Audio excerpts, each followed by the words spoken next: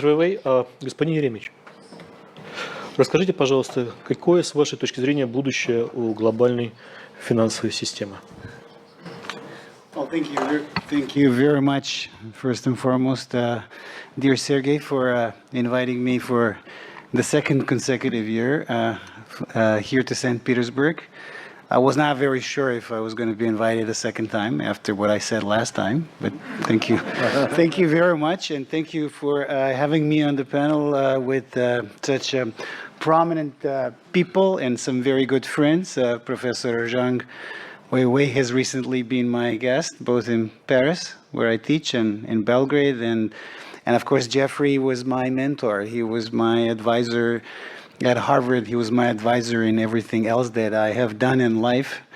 I was a foreign minister. I was president of the UN General Assembly. I was a diplomat. I ran for Secretary General. I spent most of my life being very diplomatic about things. And now I'm just a simple professor of practice at the Paris School of International Affairs. So I really enjoy my freedom not to be very diplomatic and not having any longer to be very diplomatic when I speak about things. And they're still tolerating me in Paris. We'll see if they're going to tolerate me next year at Tsinghua, where I'm going to be teaching in the spring. But I'm going to try and cut through the chase. I mean, we live in a very, very different world from the times when I, as president of the General Assembly, was tasked to start the negotiations on the Sustainable Development Goals. That was in 2012.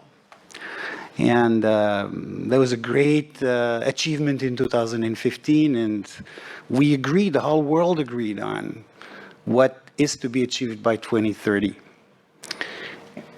And then lots of things changed since 2015. And Jeff, whom I actually completely support in what he says and what he does and how courageous and how eloquent he is and how he puts things. I'm going to pick on one thing that Jeff said, because I really think it is very important. He said the great powers should do things differently in their relations right now and not go to war, basically, or not encourage others to go to war, because this is the conditio sine qua non. I mean, we can't really talk about diplomacy. We can't really talk about breakthroughs. We can't really talk about the future of the financial architecture if there's essentially war. God forbid war, direct war between the big powers.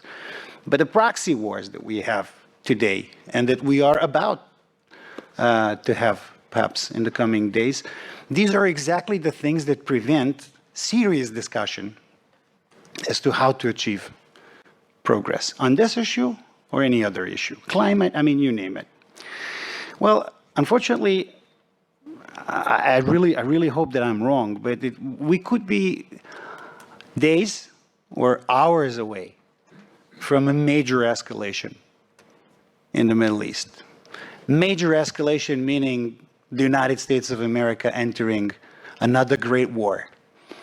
And this war being possibly bigger than any of the recent American wars that brought about great locomotion and essentially great misery, not just in the regions where the wars were fought, but much beyond that geography. Of course, I'm referring to the potential attack of the United States on Iran, which, as I said, a lot of people believe may be imminent as we speak here.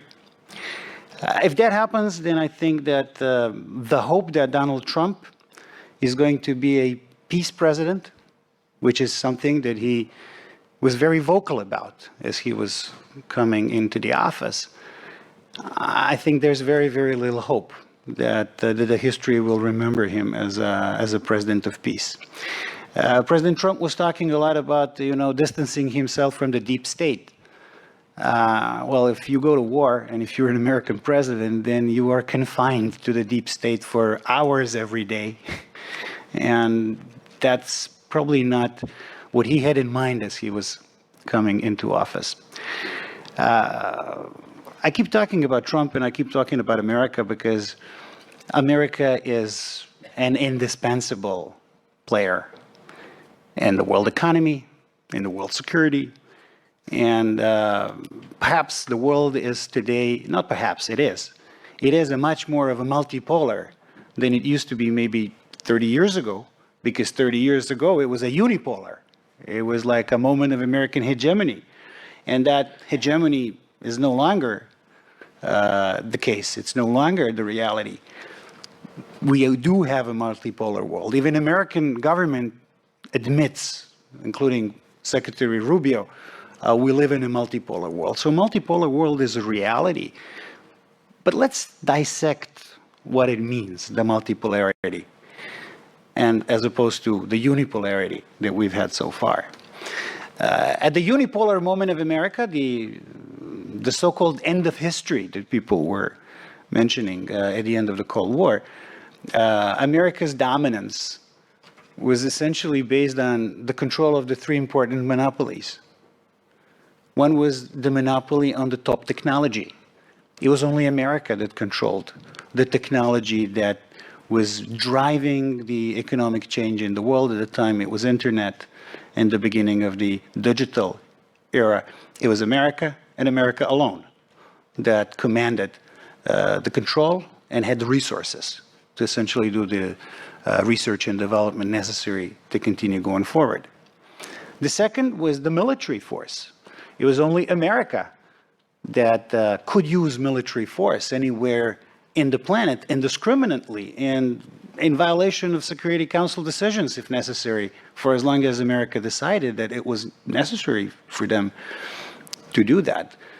And the third one is the topic of the discussion, in a way, that we are having at this panel. It is the US dollar, the monopoly of the reserve currency. Now, what's the state of the affairs today in those three monopolies? When it comes to technology, it is no secret. I mean, there is no monopoly of the United States anymore.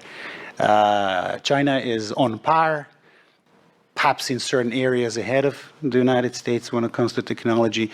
This is not going to go away. And other parts of the world are catching up pretty soon, pretty quickly in this regard. So there is no more technology monopoly.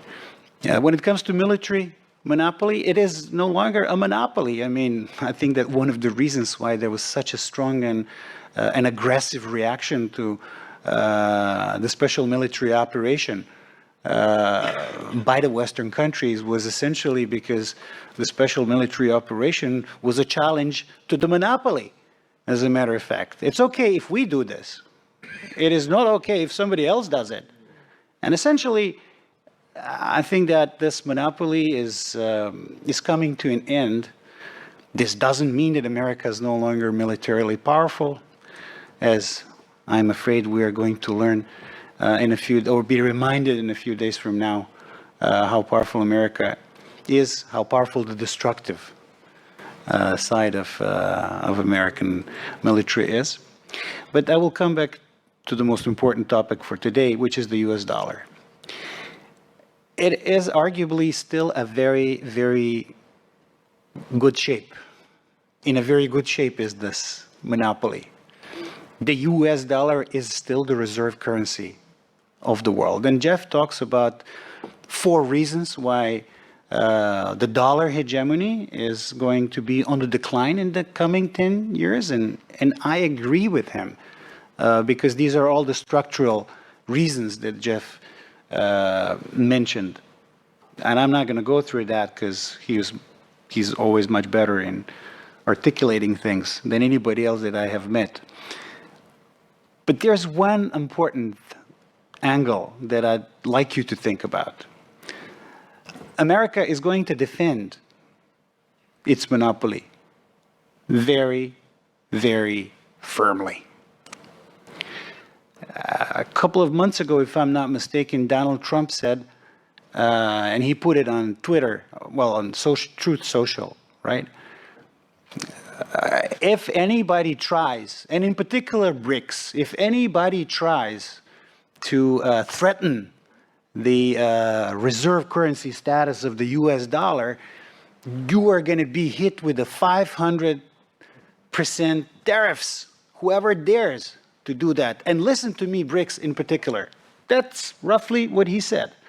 And you know, a lot of people laughed like, oh, what Trump says on Truth Social.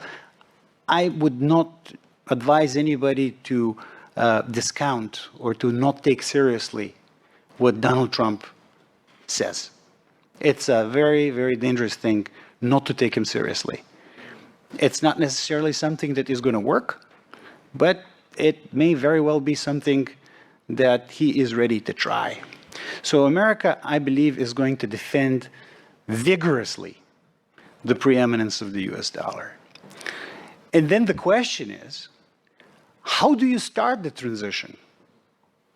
I understand that all the structural reasons for moving to something else, something more technologically viable, something more fair, something more diplomatically secure, right, for everybody in the world, there are all the right reasons for this. But then who is going to be the first to say, well, we are going to do that? Because Trump is threatening 500% tariffs. Well, I believe that the most logical answer, the direction in which one really need to look at when trying to find an answer to this question is obviously China.